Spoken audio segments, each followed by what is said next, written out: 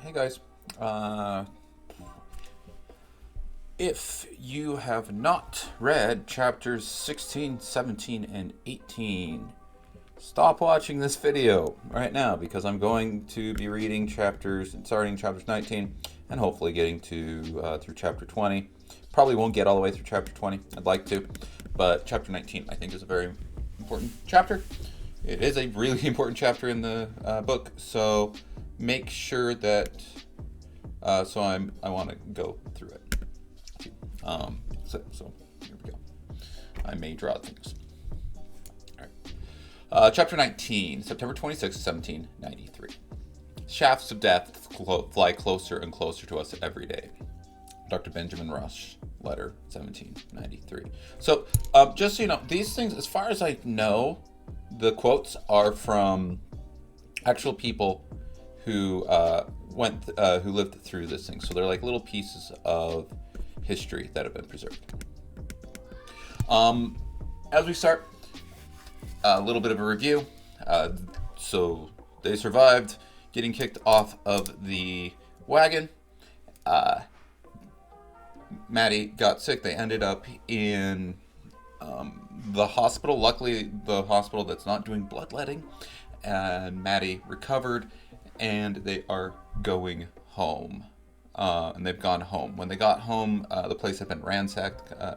Coffee shop had been ransacked. The garden had been mostly disturbed, was mostly dead, but not entirely. And they are hungry. I dreamt of roast beef, sliced pink and dripping with juice. A roast beef bigger than a horse sat on a giant platter that took up the entire front row, surrounded by steaming potatoes and parsnips and loaves of fresh bread. I had a bowl of butter all to myself, my very own pitcher of cold apple cider. The smell of mincemeat pie floated in from the kitchen. I lifted the first bite to my mouth when a noise snapped me awake. So I don't know if you've ever been hungry and you have dreamt about food, but it happens. A footstep. A heavy footstep by the window. Silas, that's the cat, scrambled off the blanket and ran across the floor. What was that? A strange voice asked. The room was silent. I held my breath. Probably a rat, a second voice answered. Hurry! Get in there! Another footstep landed up by the window. I turned toward the noise and saw a thin man in the moonlight. He was nearly as tall as the door, but I couldn't see his face. He glanced around the room. His eye did not catch me in the shadows. A second man entered through the window, shorter than the first one. There's no one here, the tall man said with more confidence in his voice. You worry too much. I closed my eyes. I am still dreaming, I thought. These men are not here. I opened my eyes again. The tall one opened one of the cupboards built into the wall by the hearth. The short one peered outside. Hearth is like the fireplace. I saw what I saw, and I saw you smoke, and I saw smoke coming out of the chimney today, the short one said. I don't know why I follow you. We should have gone to 4th Street. Nobody down there. He tapped the back of a chair nervously. You worry too much. Look at this fireplace. There's been no light here for weeks. Come away from that window and help me. They don't serve whiskey here, but they have plenty of pewter and silver hidden somewhere, no doubt. So, robbers. Check the drawers over there, he said as he pointed to the chest behind me. My stomach flipped. What should I do? If I screamed, Grandfather might wake and they could attack us both. The front door was locked and I didn't have the key. I could try to slip out the window and run for help. But who could I run to? Would anyone bother with a trifling robbery when there was death at every door? You know, people's priorities shift. The short man took a few steps in my direction, then stopped. He turned his back to me. It's too dark over here. I need a candle. I slipped off the blankets and into the corner. I needed to get them out of the house. If I could sneak out the window, I might try to scare them off. The tall one swore. You don't need a candle. Shut up and do as you're told. I froze against the wall as the short one approached and grumbled under his breath. The window was just behind my left hand, and the chest of drawers was on the other side of the window. The short one stood 3 feet away. I tried not to breathe. Look at this, the short one said as he held up a chess figurine. Grandfather had won that chess set in a card game with ships, captain from Siam. Siam, meaning like Southeast Asia. Vietnam, I think, is what it's supposed to be. Or Thailand. I don't remember. He taught me to play chess before I learned how to read. I simmered as the thief rubbed the queen with his dirty fingers. It's not worth nothing hereabouts, he said, but I bet it would fetch a handsome sum in New York. He opened a sack tied to his belt and put the chess piece inside. My hands balled into fists as he collected the rest of the chess pieces. King, bishop, knight, pawn, all smudged with his fingers, polluted by his breath. How dare he? My jaw tightened. Why were they here, standing in my front room, stealing the hard work of my family? I wanted to drop him into a sack and boot him out of the door. The tall thief lifted grandfather's sword from the mantel. Go to New York if you wish, but I know a gentleman in Wilmington who will pay a pretty price for this. That's not worth a continental.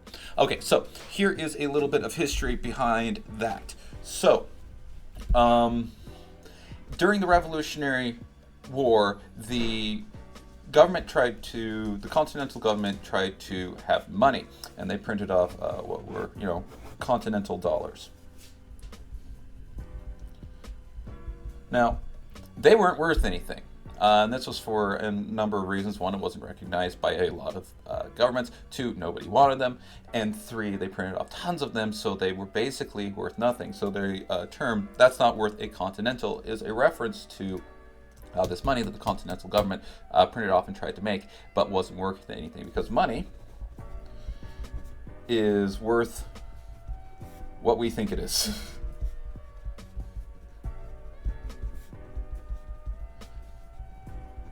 And things like inflation can cause prices to go up and the worth of goods to go down. In post-World War I Germany in the late 1920s, early 30s, the German franc was worth virtually nothing. While it's not entirely accurate to say that it was cheaper to burn money than it would to buy fuel with money and burn the fuel, it's not that far off. And that was caused by rapid inflation. And you'll see that that's going on in Venezuela right now. So this is the thing. History repeats itself. We'll notice the same things happening in history over and over again. We look at pandemics. We've got this one in 1793 in Philadelphia. You have the 1919 flu epidemic. And the same things happen in all of these. History teaches us what to expect. We probably can't avoid it because, people repeat things, but we can know what to expect. The short one laughed. I could get a better price for my old stockings. Every old man in America drags his rusty sword around and claims he ran it through 100 British. It's a piece of junk. I glared at him from my hiding place. Grandfather did kill British soldiers with that sword. He told me so himself. Steady on, Maddie. Crawl out the window as soon as he looks away. The tall one pulled a sword from the scabbard and slashed it through the air. Maybe I won't sell it. It could be a handy weapon. He tested the blade with his thumb. Still sharp, and I don't see a bit of rust. I could become a highwayman. He advanced across the floor towards his partner, waving his sword. What ho there, oh my good man. I have come to relieve you of your purse. Give over. Let's fill our bags and leave. We can play at the tavern. The tall one would not relent. He pressed ahead, continuing to brandish the sword back and forth wildly. The tip of the blade swept by my neck. Remember, she's in the corner hiding in the shadows. He shuffled forward another foot and waved his arm, again the sword level with my neck. No! I screamed as I ducked. As soon as the sword passed over me, I ran for the kitchen, colliding with the tall man and knocking him down. It's a ghost! The short man cried. Scooby-Doo! It's a girl, you fool, the tall one growled as he jumped to his feet. Get her. Okay, so Maddie's in a lot of trouble right now. Before we move on, how do you think she'll get out of this? Remember, this is from her perspective, so she's probably going to survive. But there's going to be consequences. Discuss amongst yourselves. I ran through the kitchen into the back door and fumbled with the bolt. The thieves' footsteps thudded on the oak floor. Open! Open! Open! The bolt slid back. I pushed down the latch and opened the door. I crossed the porch in 2 steps and ran across the warm earth toward the gate. My foot came down hard on a sharp rock. I cried out but kept running. The gate was only a few more steps. Faster, faster! Two bony hands curled around my shoulders like the claws of a panther and yanked me backwards. I hit the ground so hard it knocked the breath out of me. The tall man picked me up and carried me back to the house, where the short man was finishing his search through the chest of drawers. You should have let her go, the short one said. What good is she to us?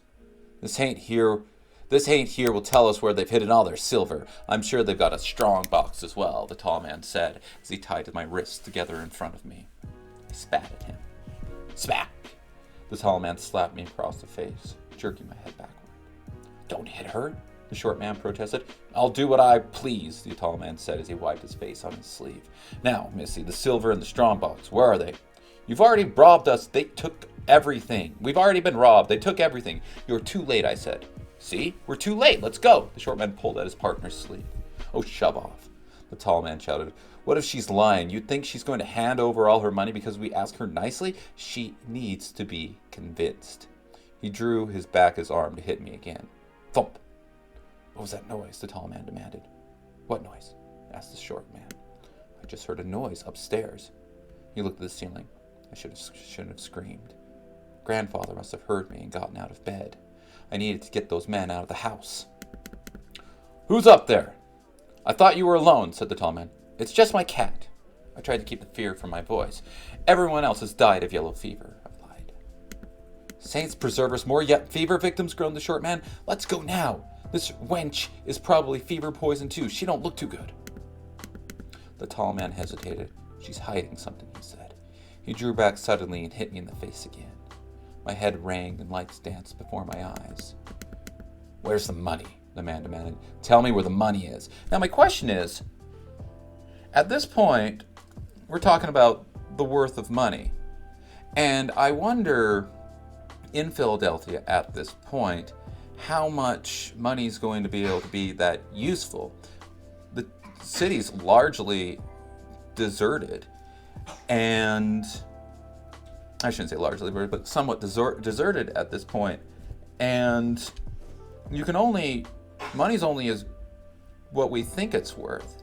And if other things are of more worth than that, then would the money and the silver be worth it? I don't know the answer to that question. I don't know what the economics of Philadelphia in the summer of 1793 were exactly, but you can tell that it's kind of this waste. It's an abandoned thing. Like if you've ever watched zombie movies, in the zombie apocalypse movies, you oftentimes have a scene where somebody comes across like a ton of money and, it's useless. And so they have like $1 million in front of me and they're like, cool, but it's not worth anything. And so they get rid of it, or they, won't sacrifice this thing that's not even worth anything anymore. And it ends up being their downfall.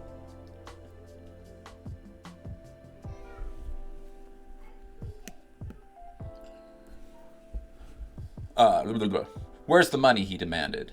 Tell me where the money is. Get away from my granddaughter. Grandfather stood in the doorway in his nightshirt, his rifle aimed at the heart of the man who had hit me. Oh, Lord, said the short man. He put one leg out the window. I'm going to 4th Street. The houses are empty and the cupboards are full. He's not going to shoot, said my attacker. Look at him. He can barely stand. His knees are knocking together. One puff and he'll blow over. Isn't that right, old man? Now tell me where you've hidden the money, or I'll have to hurt this little girl here. I'll count to 3, said Grandfather. He wasn't fooling around. Grandfather never fooled around when he counted to 3. The few times he had whipped me had been when he counted to 3 and I didn't listen. 1. The short robber scrambled out the window without another word. 2. Grandfather swayed to one side. He was breathing heavily, too heavily. No, Grandfather, I pleaded. Put the gun down. He licked his lips and stared down the barrel. 3. Everything happened at once. The gun fired just as the tall man leapt to the side. The blast knocked Grandfather against the door frame. The tall man jumped on Grandfather and punched him in the face. I kicked at the tall man until he hit me with the back of his hand and sent me sprawling. I struggled to my feet. Grandfather's sword still lay on the floor where the robber had dropped it. I picked up the sword, holding it with 2 hands. Grandfather had taught me a bit about swordplay along with his other army lessons. Let go of him, I shouted. The man ignored me. His hands were around Grandfather's throat. Grandfather weakly hit back at the man, but had no effect. The man struck Grandfather's head against the floor. Grandfather's eyelids fluttered, then closed. "No!" I screamed. I swung the sword and gashed the thief's shoulder. He howled and rolled to the side, gasping at the bloody wound. "You cut me!" he said in disbelief. "The wench cut me with the sword." "Get out of my house before I cut out your heart." I raised the sword and ran at him. He lurched to the window and crawled through it. I followed, screaming the kinds of words that would have raised every hair on my mother's head. I chased the man for a block before I realized that Grandfather was out of danger. But he needed me back home, not standing in the street in the dead of night, brandishing a bloody sword like a pirate. He was sitting up when I returned. "Don't move, I'll help you." I dropped the sword to the floor and struggled free of the bonds that held my hands together. He looked at me with a slow smile. "Always knew you had it in you," he said hoarsely. "You're a fighter, no doubt about that." "Hush. Don't say a word," I cautioned. I grabbed my bedding and made a pillow for his head. "I'll get you some water." "No," he insisted. He grabbed my shift. "Stay." That's like her shirt. The moonlight quivered as thin clouds scuttled across the sky. I could smell the stench of the intruders and the soap Grandfather had used to wash his face before he went to sleep. I love how she puts this smell imagery in there. I talk about it a lot, but smell imagery is really, really good at working with emotions and working with creating images. And so we have these two smells here. We've got the stench of the intruders, and that's, we think of like BO and bad, a person who hasn't bathed for a long time, and that brings up these, generally not very pleasant memories and emotions. And then we have the smell of soap, and I think most of us have a reaction to the smell of soap, to the cleanliness of it. And most of the time I would think that it's probably a pleasant emotion. Personally, when I think of this smell, it reminds me of my grandmother's house on my mother's side. She always had these decorative soaps in her bathroom, and you weren't allowed to touch them, but you could smell them, and they were floral. They kind of smelled like roses, and it just brings me back to that particular memory, which I think is a pretty cool thing that you can do. Was she trying to make me remember that exact same memory? Probably not, but the author knows that if you want to elicit emotions in people, bringing smell imagery into it is a pretty good way to do that, and she has thus taken particular types of smells with the hope that it will trigger these things. That's very well thought out. And now I've lost my place. The moonlight quivered as thin clouds scuttled across the sky. I could smell the stench of the intruders and the soap Grandfather had used to wash his face before he went to sleep. His eyes started to close, but he forced them open. He fumbled for my hand. "I'm sorry, Maddie," he panted. "I'm leaving you alone." I shook my head mutely. No, this would not happen. No, please God, no, anything but this." He nodded once. "My time, too early. So sorry." I covered my mouth to hold in the scream and rocked back and forth. After all he had been through, to die like this. Don't die. I couldn't hold the words back. "Don't die, Grandfather. Please don't die. I love you. Please. Oh, dear God, please don't die." My face was wet, my tears splashing over his cheeks. "Strong," he whispered. "Beautiful, clever, my sweet Maddie." He closed his eyes. I bent down to kiss his forehead. I thought I heard his last words. "Love you." Dead. Grandfather couldn't be dead. My grandfather, candy-giving, wood-chopping, tobacco-smelling grandfather, who carried me through Philadelphia like a princess, who knew every politician, printer, carpenter, and captain, who fed stray dogs, who curbed mother's tongue, who carved me a doll's cradle, who dried my tears. Dead? I held my breath and waited for the earth to stop spinning. The sun need not rise again. There was no reason for the rivers to flow. Birds would never sing. The sound came straight from my heart, as sharp as the point of a sword. I shrieked to the heavens and pounded the floor with rage. "No! Don't take him! No!" So if you've ever lost somebody who's integral to your life, there is this moment of like, no, that can't possibly be right. This person can't be gone. They're always here. They're always going to have to be here. The world doesn't exist without this person. And the unfortunate truth is most of us will experience this at some point in our lives, or many of us probably already have, where we lose somebody who is part of our lives. And we have to figure out some way to continue without this person. And in that moment, that doesn't seem like a possibility. We have this line here. The sun need not rise again. There was no reason for the rivers to flow. Birds would never sing. And that is it's true of a statement when you lose somebody that you care about that I can think of. Because it seems like the world shouldn't be able to exist, or that there's no point of it. And that's one thing that I really enjoy about reading. Not like this, but that sometimes it helps people to deal with it, to kind of go to a safe place where you can deal with this thing that everybody has to deal with.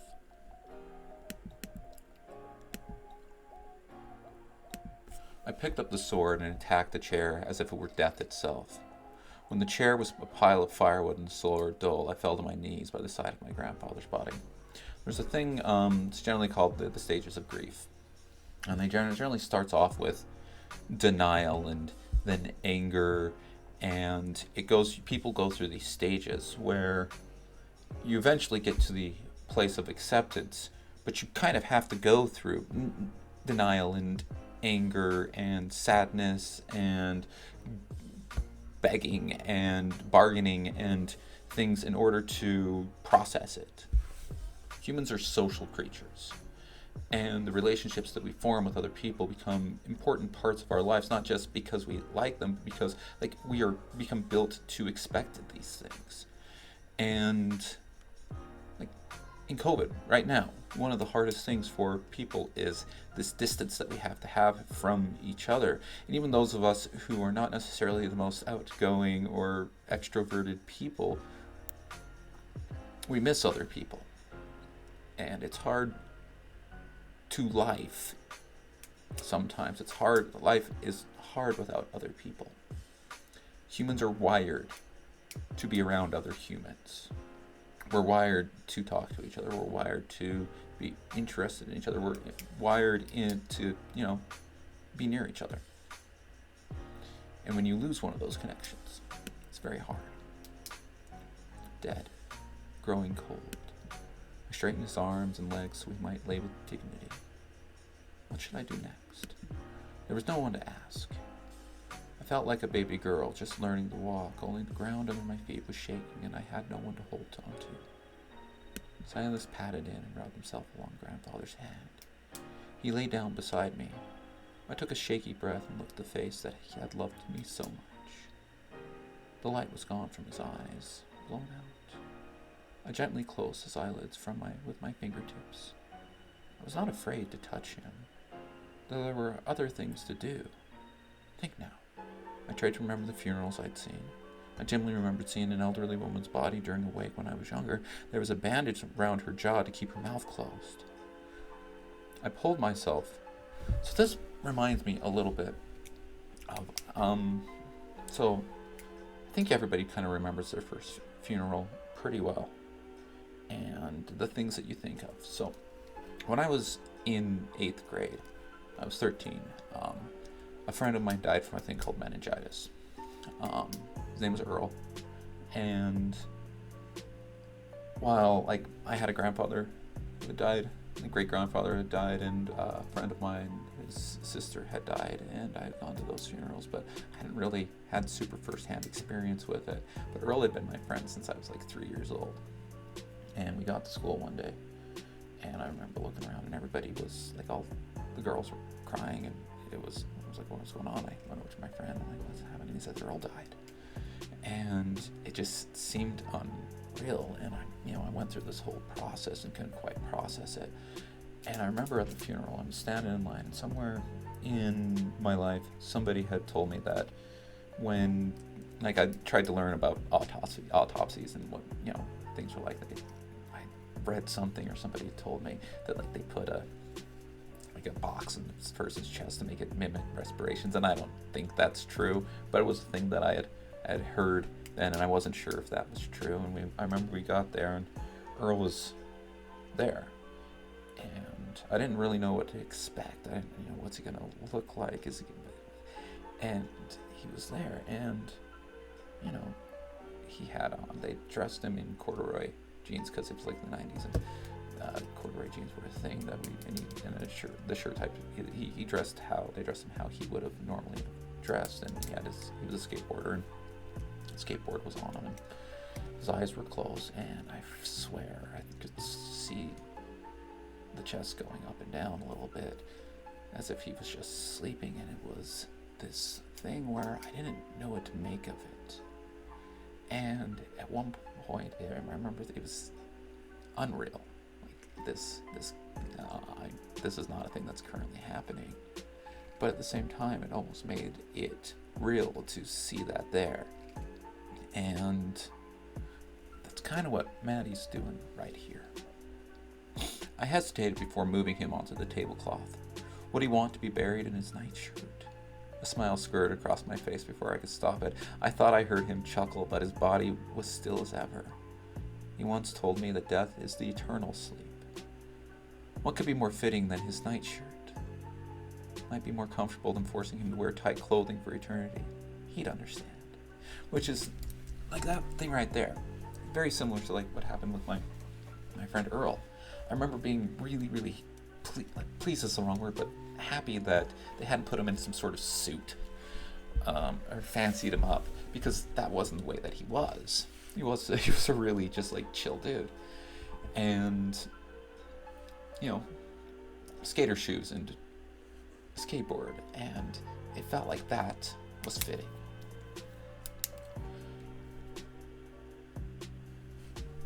I covered him with the tablecloth, but it sent an icy chill through me.